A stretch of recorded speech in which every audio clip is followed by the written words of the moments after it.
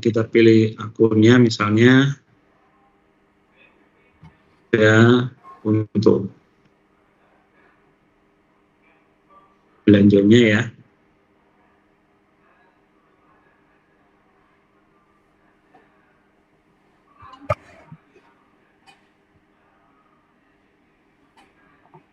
Nah, kemudian kita input potongannya di sini Bapak Ibu ya.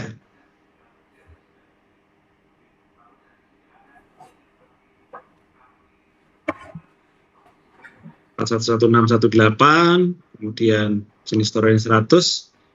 Kalau semua akan digabung menjadi satu setoran, berarti di sini di input totalnya ya, PPh dan PPN-nya. Misal kita anggap 5.000 misalnya ya. Jadi baik PPh maupun PPN-nya dijadikan satu total dengan pungutan pajak di SPBY akun deposit. Oke, kita simpan. Nah, ureannya harus ditambahkan ya. Di urean ini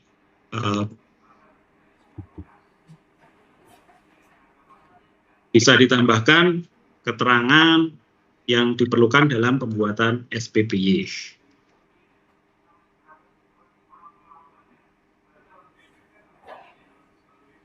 Oke, kita berhasil simpan ya pungutan pajaknya dari SPBY.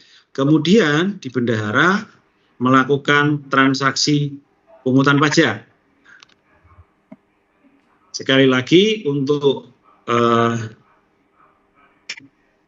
saldo pungutan pajak akan terbentuk ketika dilakukan pemungutan pajak di modul bendahara. Nah, sebagai contoh, kita akan coba lakukan pencatatan dari transaksi SPBY tadi ya.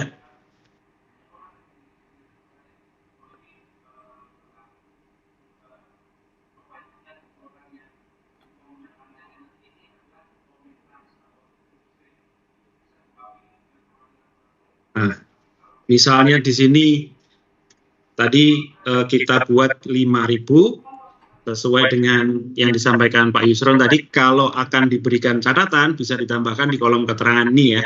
Jadi misalnya PPh-nya 2.000 misalnya ya, PPN-nya 1.000 misalnya, 3.000. Oke. Nah, ini bisa dilakukan penambahan catatan di sini. Hanya sifatnya ini hanya deskripsi ya, untuk mempermudah pencatatan di bendahara, untuk kontrol bendahara. Tapi sekali lagi ini sifatnya hanya keterangan di deskripsi. Kemudian kita bisa simpan. Oke. Ketika transaksi di pungutan pajaknya sudah dilakukan, maka nanti akan ada saldo pungutan pajak di modul bendahara. Nah, tentunya perlu dilakukan pencatatan untuk setorannya ya. Jadi pencatatan setorannya kembali di modul bendahara, di menu setoran, submenu setoran pajak. Nah, di sini kita tambahkan ya. Oke, akunnya sheet setorannya.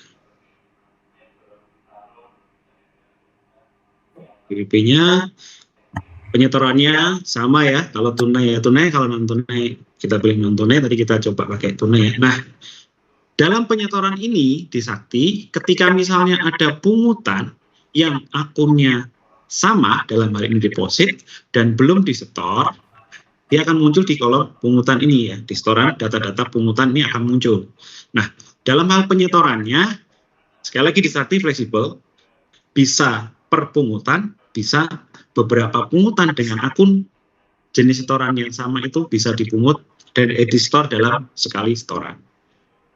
Yang jelas validasinya ketika nanti terkait konfirmasi adalah nilai yang disetor sama dengan nilai yang dicatat di Sakti. Kemudian akunnya juga menjadi data yang perlu nanti dikonfirmasi ya. Oke, kita misalnya catat ya setorannya, store-nya, elemen yang misalnya tidak perlu diisi bisa dikosongkan, karena ini desainnya dulu untuk menyiapkan SSP ya. Nah, tapi karena sekarang sudah pakai elektronik, jadi nggak perlu dicetak lagi gitu ya. Keterangan ini bisa ditambahkan, misalnya tadi PPh-nya sekian ya, setoran kalau gabungan bisa ditambahkan keterangan di sini ya. Istilahnya keterangan ini sifatnya untuk membantu bendahara mengidentifikasi suatu transaksi. Kemudian NTPN kita isi ya.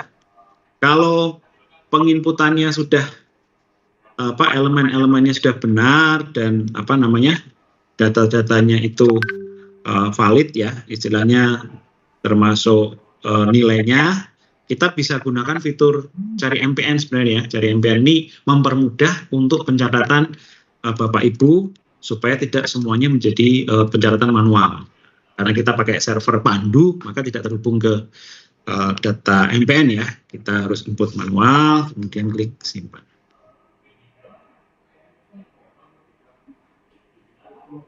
Ini kalau misalnya digabung ya, jadi bisa digabung tadi setorannya digabung di SPB-nya sudah digabung antara PPh sama PPN-nya. Tapi di Sakti juga dimungkinkan, misalnya bendahara mau menginput pungutan dan setorannya sendiri-sendiri, ya kembali lagi tetap akunnya deposit ya, tapi mau menyetor menjadi 2 setoran misalnya ya.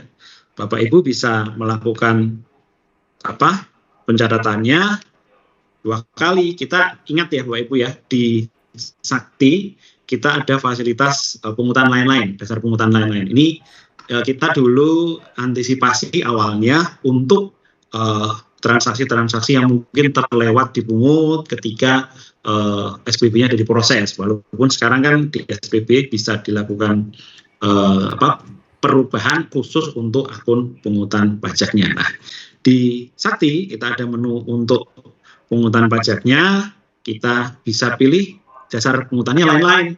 Nah, kalau misalnya dengan dasar pungutan lain-lain, nah ini kita bisa input tadi misalnya ingin sendiri-sendiri dalam hal ini misalnya PP yang selama ini PPh dipungut sendiri ya. Kemudian nanti PPN pungut sendiri, walaupun secara akun ya kita akan menggunakan akun deposit. Misalnya ini PPh-nya misalnya. Kita pilih, nanti kita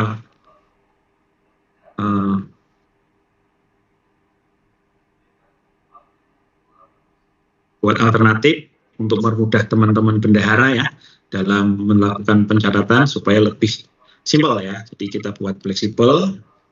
Nah, ini misalnya PPh-nya kita simpan gitu ya. Oke.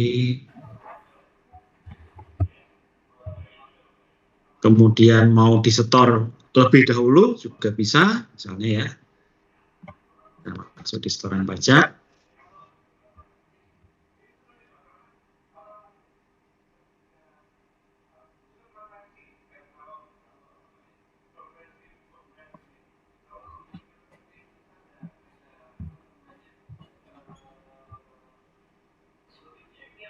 Yang muncul yang kita pungut tadi, nah, kita isi elemen-elemennya.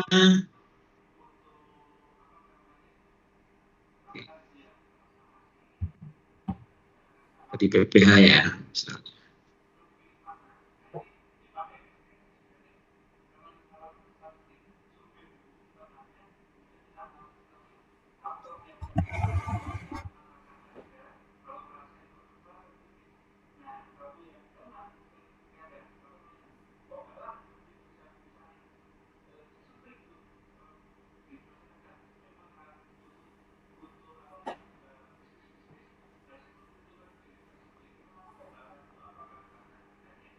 Nah, kemudian satu lagi misalnya PPN-nya ya, langkahnya sama Bapak Ibu ya.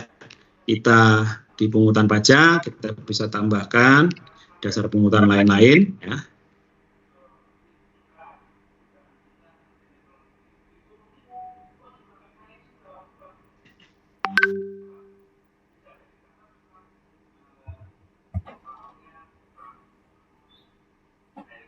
NBP-nya kita pilih.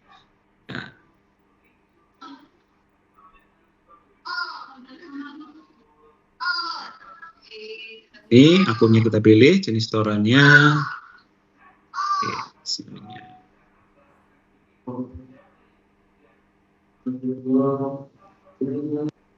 Kita simpan pungutannya, ya, kita di keterangannya PPN. Kita pilih ya, yang atas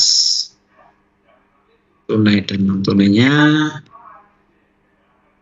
Kita simpan. Oke.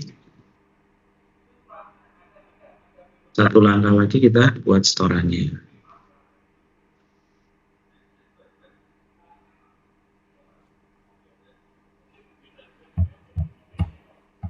Yang muncul di menu setoran sekali lagi adalah data-data pungutan pajak yang belum dilakukan penyetoran ya. Jadi kalau sudah di-store nggak muncul lagi di sini. Oke.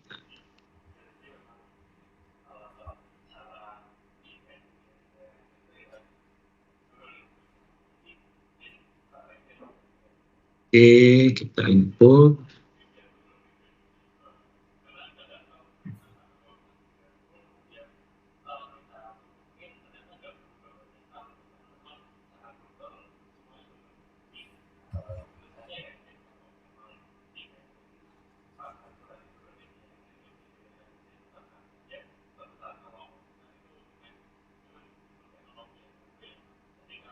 Nah, demikian kurang lebih ya Bapak Ibu pencatatannya di Sakti. Tidak banyak berubah ya, hanya memang ada penambahan akun deposit pajak. Di Sakti diberikan pilihan kalau mau diinput secara gabungan bisa di SPBY semuanya total nanti dipungut jadi satu setoran juga, tapi dimungkinkan juga di Sakti bisa mencatat kalau misalnya masing-masing akunnya dari pungutan pajak itu mau dipisah ya, dalam arti yang semula PPH, PPN jadi pungutan sendiri dengan akun deposit pertama, kemudian PPN-nya akun deposit kedua bisa di-store nanti mendapatkan NTPN.